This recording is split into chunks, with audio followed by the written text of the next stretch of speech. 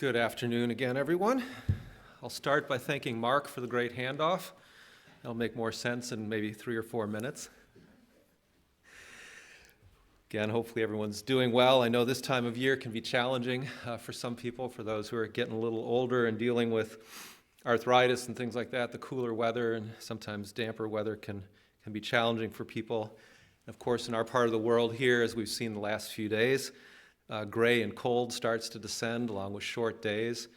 So this can be a time of year when things get, a little gray and disappointing sometimes in our lives. And so I wanted to focus on a few things around that theme. You know, we're in the longest time period here within our calendar, God's calendar that we follow, without a holy day as we navigate this time from the end of the Feast of Tabernacles through to the Passover. Sometimes people tend to feel a bit spiritually fatigued as we have the winter time around us, looking forward to the next holy days to come. And of course, at this time of year, we're also reminded, as the focus of the world is very different than ours, that we're outliers, and we do think a little bit differently and don't necessarily fit into everything going on in the world around us. So, whether it's this time of year or specific events that happen in our lives, as they do because we're all human, we all do go through times of disappointment in our lives. And in those times, it's always helpful to remember not only that God is there, but that He understands in some tangible ways that He does help and support us during those times. And today I'd like to spend some time then on a specific biblical character and to draw out some encouragement about how it is that God works with us and deals with us in times of disappointment. And that's where we get back to Mark's handoff, because the character that I want to talk about today is Elijah. So I was pleasantly surprised when Mark ended his sermon there. And let's talk a little bit about Elijah. Now, we know Elijah as a great and incredible man of God. Chances are, when I mention his name, something comes to your mind along the lines of his incredible victory over the prophets of Baal, the fact that he was the one that God used to perform the first resurrection of a dead person in the Bible. 1 Kings 17, if you want to look at that later. Elijah personifies a return to God. He's used figuratively, as we heard briefly at the end of the first split, as the spirit and power that would precede the coming of Messiah. Luke 1, verses 17 through 19 lays that out. Maybe you remember that when Jesus Christ brought a handful of his disciples to the Transfiguration, there were 2 Old Testament characters who were there on the mount there with him for the Transfiguration. One was Moses, and the other was Elijah. That's in Matthew 17, if you want to look at it. So again, shows the prominence of Elijah. Carrying on the theme of Mark's message, it's interesting that with all the things that Elijah did and all the prominence of him, he left no writings that are in the Bible. So if you want to look from a biblical writings perspective, I guess he's not even a minor prophet in terms of what he left behind in written word, but incredible deeds that God used him to do. And he seems like a very kinetic person. He's at the scene of a lot of very energy-filled events, a lot of action, a lot of motion happening around him. There's something key, though, that I want to focus on for today, and it's not all of those great things that he did. If you'll turn with me to James 5. James 5. James writes about Elijah. Of course, he's on the mind of a number of different people and the writings of a number of different people in the New Testament. But James draws out a very interesting, a very human element here in James 5, verses 17 and 18, talking about the effectiveness of prayer as he's writing. And in James 5, verse 17, he writes, Elijah was a man with a nature like ours. He prayed earnestly it wouldn't rain. It didn't rain for 3 years and 6 months. He prayed again, and the heaven gave rain, and the earth produced its fruit. But I'd like to focus on that first section of the verse.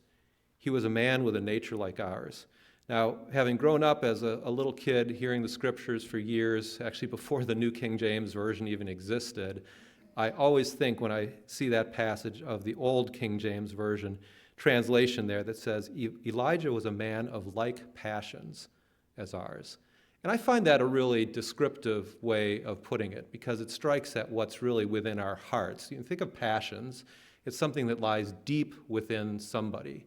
And puts out the view that what drove him, what animated him, the things that he was as a human being was exactly that, human, just like the things that are inside us. The New International Version translates it by saying that Elijah was human as we are. I think that's a great way to put it as well. The New Century Version says Elijah was a human being just like us. So I think the intent of this verse is very clear. It doesn't matter all the great things he did. Of course they matter, but in terms of the point being drawn out here, what matters is his humanity. And the fact that despite all of the powerful things that God did through him, he was a human being like us. And that's what I'd like to focus on today. Some ways in which Elijah demonstrated his humanity. Not always really pretty, but the ways that he demonstrated his humanity, and how it was that God reacted to that, and how we can extend that to the way that we live our lives, and how God works with us as we display our humanity in our everyday lives. Let's spend a few minutes just first of all talking about the background of Elijah. We'll just really briefly cover the chronology of what he did. For those who want to go back, lots of homework here. Mark tricked you by saying he was just going to encourage you to read one book, and then he covered all the minor prophets. I'm going to stay true to my word, and my homework will only be 3 chapters, 1 Kings 17 through 19. I'll summarize 17 and 18 just in a couple minutes here to refresh our minds, maybe also spur you to going back to this account to see what Elijah did in greater detail. But if we remember, Elijah shows up basically out of nowhere. He just shows up one day and he's there in front of Ahab, the king of Israel. He says, Ahab, it's not going to rain. God has said it. Kind of out of the blue perhaps, but it fits in with what was happening within Israel at the time as they were defying God. He then leaves and he's by a brook for some period of time where he's miraculously fed by ravens. After that episode, we see him later outside of Israel, living with a widow, where again he's miraculously fed. You might recall the jar of oil and the jar of meal, which never exhausted itself. And so she was able to feed both of them and her son, as well as selling some of that during this drought that was going on for several years. The widow's son becomes sick and dies. Elijah, the first human being again, the first person used to resurrect another human being, as God performs that very powerful miracle through him. In the 3rd year, he returns and he faces off against the prophets of Baal in a very colorful account that's there in 1 Kings. Ends up defeating them, killing them. His prayer is answered. Rain comes. Fire comes down from heaven, consumes the altar after he's poured as much water as you can conceivably put all over something so it can't physically light on fire, leaving absolutely no doubt that God was performing an incredible miracle through him. And then the unexpected happens.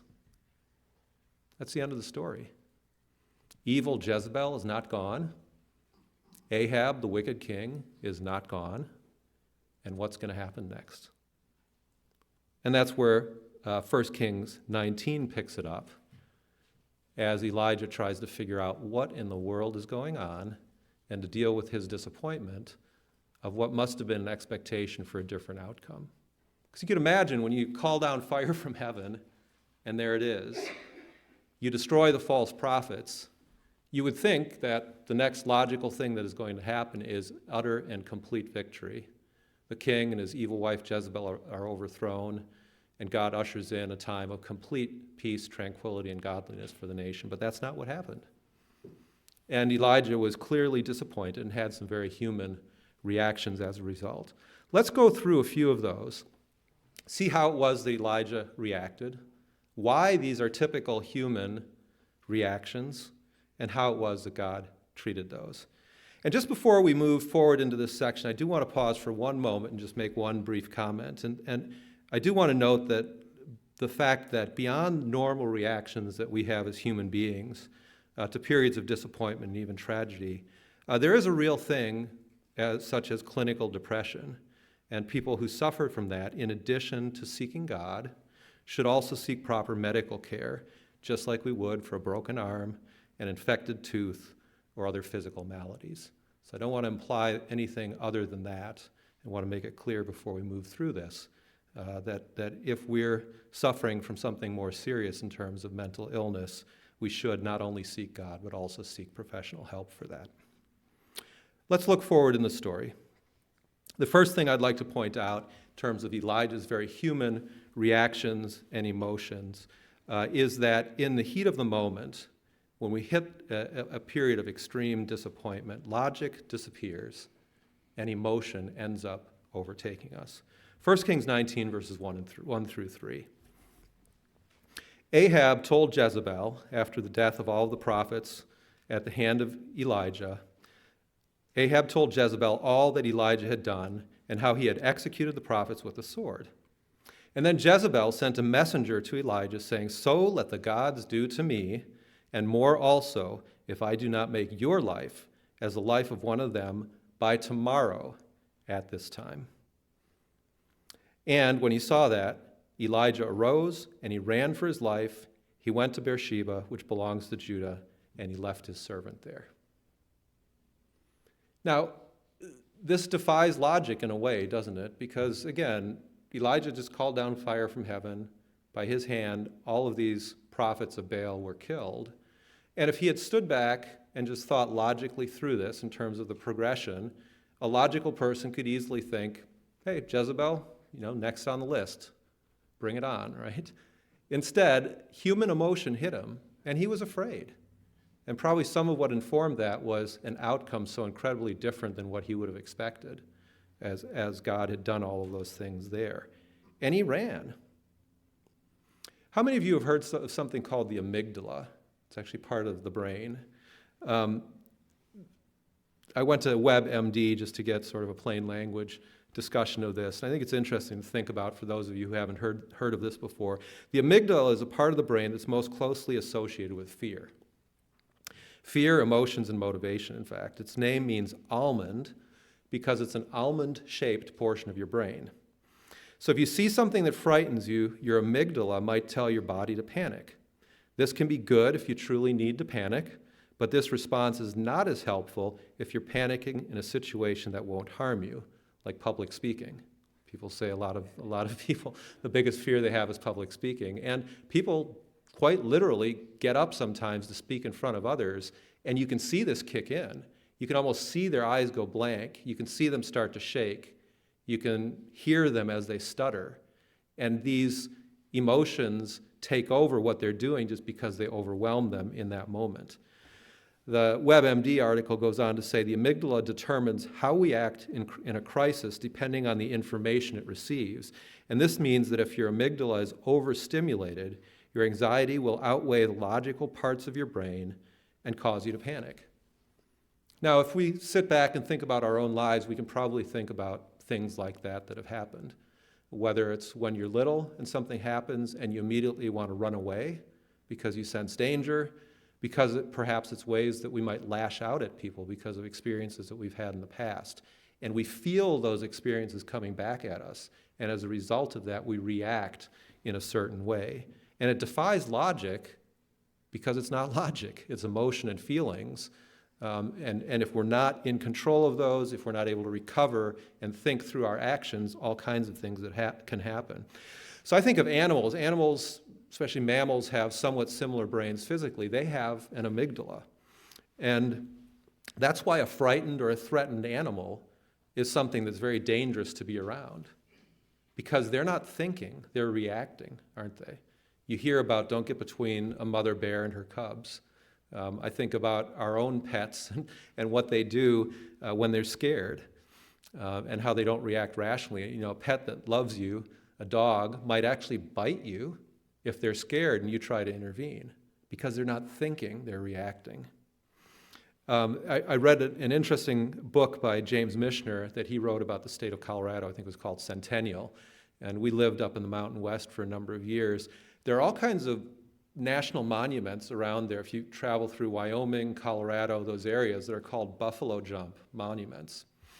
And I never knew what those were until I read Michener's book. I always had this view of Native Americans, getting around in horses and surrounding a buffalo and shooting it with arrows until it went down. But what actually happened, at least in those parts of the country, is the way that the Native Americans would kill buffalo is they would cause them to stampede. They would cause them to panic. And usually they'd get one or two people and they would dress up in hides and so forth. So they might, to a buffalo with not real good eyesight, might look somewhat friendly. And then they would startle them. And then other members of the tribe would be on horseback and they would use that to trigger a stampede. And they would stampede them towards a cliff. And sometimes hundreds of buffalo would just go over this cliff because, again, they weren't thinking. They were reacting. And they would die as they hit the ground on the other side of that cliff. And that's how the Native Americans would then catch them. Now, that wasn't in all parts of the country. The Plains Indians obviously would have had a difficulty finding cliffs like that, but certainly in the Mountain West area. And again, they took advantage of what they had learned about how the bison brain works, and they knew they could stampede these animals if they got them panicked or shocked. The second thing, which is probably also very familiar to all of us, is the urge to hide. Let's look at 1 Kings 19, verse 4. Here we see that Elijah went a day's journey into the wilderness, and then he came down and sat under a broom tree, and he prayed that he might die. And he said, "It's enough. Lord, take my life, so I'm no better than my fathers." So he didn't go to the nearest city. He didn't go find an inn. He went out into the wilderness. He was trying to be alone. He was trying to remove himself, to hide, to be away from anything else. And then in verse 8 of the same chapter, after he was cared for by angels, he arose, ate and drank, and went in the strength of that food for 40 days and nights as far as Horeb, the mountain of God. And there in verse 9, he went into a cave.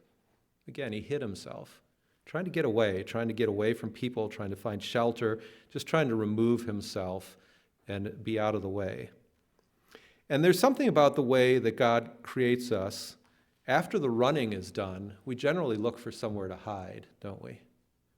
As human beings within our own lives, we can probably, if we're honest about it, think of ways that we react in a similar way when something happens, whether it's something that shocks us from a grieving perspective, whether we feel personally attacked, whatever it is. The first thing we usually do, if we don't try to fight, is we try to run, and then we try to hide.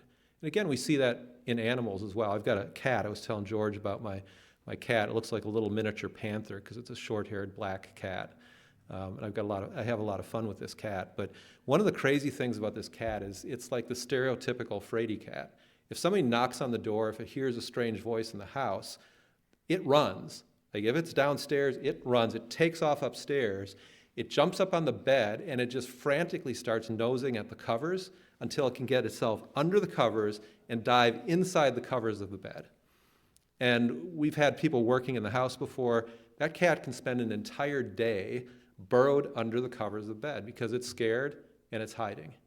And the only thing it can do in that time is react to that emotion. Not different than what Jonah did. We read briefly through the account of Jonah. What did he do when God called him to do something that he didn't want to do? He ran and he tried to hide. He thought he could hide on a boat. And then it became abundantly clear that was not going to happen. God hid him in a big fish for a few days before he had to get back to work. What did Adam and Eve do? Genesis 3, verse 8. What did Adam and Eve do after they ate the forbidden fruit? God came through the garden as he customarily did. Adam and Eve hid themselves. Natural human reaction. Elijah was a man, a human being, just as we are. Little children do this as well. I can remember, I was thinking back to first grade. I'm actually Facebook friends with my best friend from first grade. His name is Dave. I'll withhold his last name to protect the innocent. And I can still remember the first test that we had in first grade, some sort of a spelling test, something silly, spell cat and dog, right? And Dave wasn't at school. And he came to school the next day, and I said, "Dave, where were you?" He said, "Well, I didn't feel ready for the test, and I was scared, so I told my mom I was sick. And she brought out the thermometer, and while she was out of the room, I was doing with the thermometer to heat it up. So I had a fever, and I didn't come to school." He was doing that very human thing. He was hiding. He was afraid of the test and what was going to happen, and he hid himself. Third item that I'll talk about, which we all do as human beings, I was first introduced to this phrase when I took psychology class in college, and that is to catastrophize. And you heard the term catastrophize before? Turn with me, if you will, again, 1 Kings 19. We'll start in verse 4. We'll read in verses 4, 10, and 14 about how it is that Elijah reacted. He went a day's journey in verse 4, and at the end of this verse it says, "It's enough, Lord. Take my life. I'm no better than my father's. I am a total failure. Brought dishonor to my family. It's not worth living anymore." Verse 10, he goes on and says, "I've been zealous for God, for the children of Israel. They've forsaken your covenant. I alone am left, and they seek to take my life. Can't possibly be anyone else out there, and I'm the last one, so you might as well just get rid of me and you have this all over with." And again, it defies logic because you think of all of the events that happened just before that. This would have been days probably before. And then verse 14, we hear the same thing in verse 14. "I alone am left, and they seek to take my life." Psychology today says that catastrophizing is a cognitive distortion that prompts people to jump to the worst possible conclusion, usually with very limited information or objective reason to despair. When a situation is upsetting, but not necessarily catastrophic, they still feel like they're in the midst of a crisis. I can tell you I've been there, and I probably will be again because I'm a human being. What are some examples, the article goes on, of catastrophic thinking? When someone makes a mistake at work, she might engage in catastrophic thinking by exaggerating how poorly the error will reflect on her and concluding she'll be fired for it. And perhaps this will lead to other severe consequences like losing her home. An airplane passenger may catastrophize by interpreting turbulence as a sign of an imminent crash. Someone who incorrectly assumes that a relationship or her reputation with others has been irreparably damaged because of some regrettable behavior could be described as catastrophizing. So chances are we all go through that as well. Something bad happens to us, and we immediately start moving towards all of the ways that this is going to come to a very, very, very bad ending and conclusion. You know, I think of the children of Israel when I read this.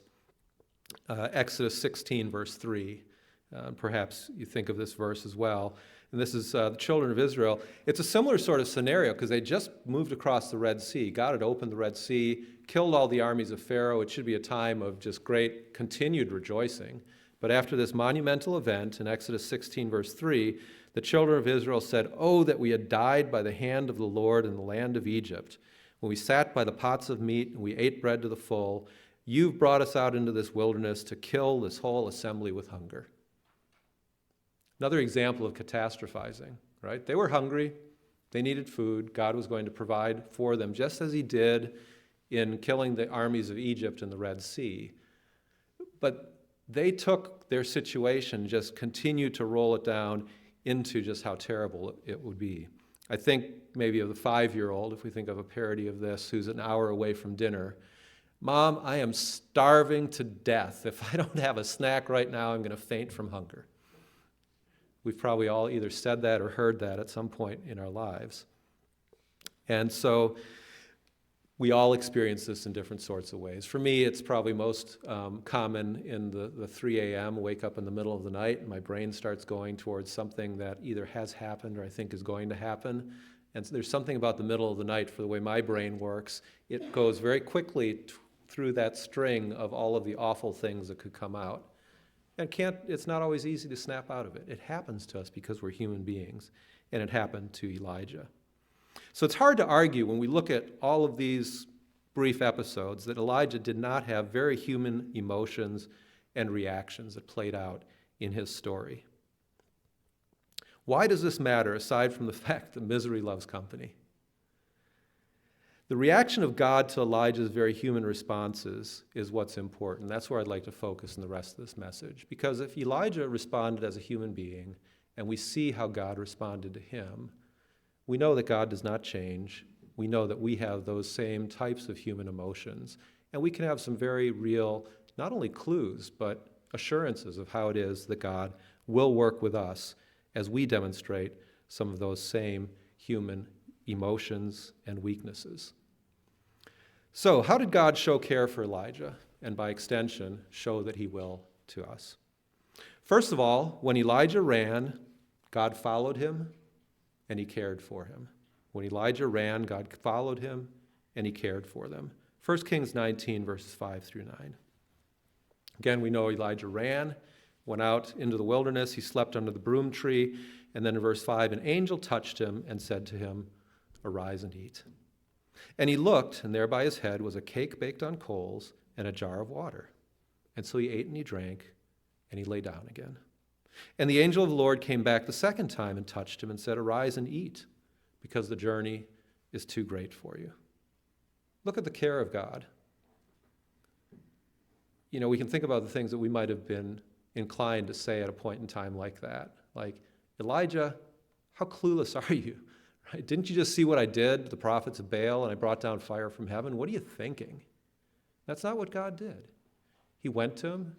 He cared for his needs. You get this feeling of a quiet, serene, understated, have something to eat, relax for a bit, and when the time is right, we'll talk. Psalm 27, verse 5. Same attitude that's displayed here in this account with Elijah, as the psalmist writes, "In the time of trouble, he shall hide me in his pavilion. In the secret place of his tabernacle, he will hide me, and he will set me high upon a rock." Again, demonstrating this tender care that God shows for his people. Not just the great people who do great things, but everybody who's human and has these human weaknesses. I didn't write down the scriptural quote. You can find it.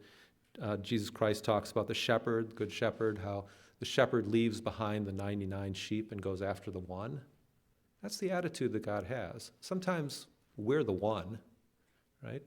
At different points of time in our lives. We can take solace in the fact that God doesn't say, hey, 1%, not a big deal. We can lose 1% and move on. He says he leaves the 99, he goes after the one. Secondly, when Elijah hid, God dealt gently with him. Let's read verses 5, 9, and 13 of 1 Kings 19, verses 5, 9, and 13. In verse 5, when he slept under the broom tree, the angel touched him and simply said, "Arise and eat." Again, he didn't shake him, he didn't accuse him, he didn't do any of those things. He said, just come on, get up, have something to eat. We'll figure it out from here. Verse 9, after he'd gotten to Horeb and gone to the cave, the word of the Lord came to him and simply said, "Elijah, what you doing here? What's going on?" Again, not accusatory. Simply say, "Elijah, what are you doing?" And then lastly, and we don't have time to go through the whole account of the wind, the earthquake, and the still small voice. I would encourage you to read that in 1 Kings 19 and reflect on it a little bit in terms of the way that God works. And after all of that cataclysm going around and that very still voice, God came to Elijah in verse 13. Elijah wrapped his face in the mantle, and he finally kind of peeked out from the cave and looked out. And a voice came to him and said again, "What you doing here, Elijah?" Drawing him out, caring for him, dealing gently with him, not coming down with him, on him, like a ton of bricks. I think it's important to see what's not said in these passages as much as it is to see what is said. Because you think of all the things that God could have said. I think of all the things that I probably would have said if I was in that situation. And then we read what is not said by God in dealing with Elijah when those emotions came up and when he hid himself. Lastly, when Elijah catastrophized, God helped him to see hope and to move forward. Let's read verses 15 through 18 of 1 Kings 19. When Elijah thought all was lost, there was nothing good that could possibly ever happen again, God helped him to see hope and to move forward. Verse 15, the Lord said to him, "Go on your way to the wilderness of Damascus. When you arrive, anoint Hazael as king over Syria. Anoint Jehu the son of Nimshi as king over Israel, and Elisha the son of Shaphat of Abel-Meholah you shall anoint as prophet in your place. And it shall be that whoever escapes the sword of Hazael, Jehu will kill. Whoever escapes the sword of Jehu, Elisha will kill. And I have reserved 7,000 in Israel, all of whose knees have not bowed to Baal, and every mouth that has not kissed him." Remember Elijah's response as he was catastrophizing? "I'm the only one.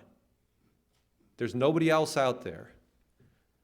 This is the way that God chose to communicate with him as he was ready to listen, as he drew him out. And he finally said, "Elijah, Let's get going. Time to come out of the cave, and let's get back to work. A few things to consider here, too. Arguably, Elijah's most important work happened after this point in time, especially when you think of his successor, Elisha. Elisha, you might recall, was given a double portion of God's Holy Spirit. An incredibly powerful prophet. Again, another prophet who didn't write a book, but incredibly powerful. And we saw how Elijah, the spirit of Elijah, was what was in John the Baptist. And it doesn't take long to sort of set up a parallel of Elijah as a forerunner of John the Baptist, Elisha as a forerunner of Jesus Christ. And Elisha, interestingly, didn't even have to be living himself to resurrect someone. You might remember, so first of all, Elisha performed a resurrection through God's power in 2 Kings 4. Somewhat similar situation where he resurrected the Shunammite's son. But you might not recall, but in 2 Kings 13, if you want to go look at it, there was a battle. And hastily they were trying to bury somebody. And Elisha's sepulcher happened to be there nearby, and they were just trying to get this done quick. And they took the body and they dumped it in there. And when it touched the bones of Elisha, that person was resurrected. So Elisha was so powerful in the Holy Spirit that he didn't have to be alive to resurrect somebody. And we can talk about that and figure that out. But it was, if nothing else, a very strong sign by God about the greatness of Elisha and how strongly the Holy Spirit dealt in him. And then lastly, of course, when we look at these 7,000 in Israel, and that's what Elijah is known for, is the restoration of true worship in Israel after a very bad spell that they'd had with Ahab and with Jezebel. So as we conclude this section, seeing how it is that God dealt with Elijah after he demonstrated these very human emotions, he dealt gently and knowingly with Elijah as he exhibited these emotions, these very real human responses that we all feel as we encounter crises, disappointments, situations in our lives. It reminds me of Matthew 11. Matthew 11. This is one of the very few, maybe the only sections in the Gospels where Jesus Christ actually talks about himself in terms of his nature. He talks a lot about his identity as a son of David, as a son of man, as a son of God. But he doesn't talk a lot about his own attributes. This is one of the few, if not the only place where he does that. In Matthew 11, verse 28, he says, "Come to me, all you who labor and are heavy laden, and I will give you rest. Take my yoke upon you and learn from me, for I am gentle and lowly in heart, and you will find rest for your souls. My yoke is easy and my burden is light." How consistent is that with what we see about how God dealt with Elijah and how he deals with us, because we know that God is the same yesterday, today, and forever. So as we wrap up this message, Elijah was a man that God used very powerfully. We see the account written all through these sections of Scripture that we read. His raw humanity is also on display in the way that he handled difficulty in his life. Through these episodes that we looked at briefly today, God showed the deep care that he has, even for our own human frailties. And just as Elijah was a man who's just as human as we are, a man of like passions as us, that God can and will care for us in the same way. When we run, he follows us and he sustains us. When we hide, he gently comes and he finds us. And when we think all is lost, he reminds us of his plan for what's next. We'll all encounter periods, and sometimes even years, of difficulties and disappointments in our lives, but God does promise to give us care and to give us rest.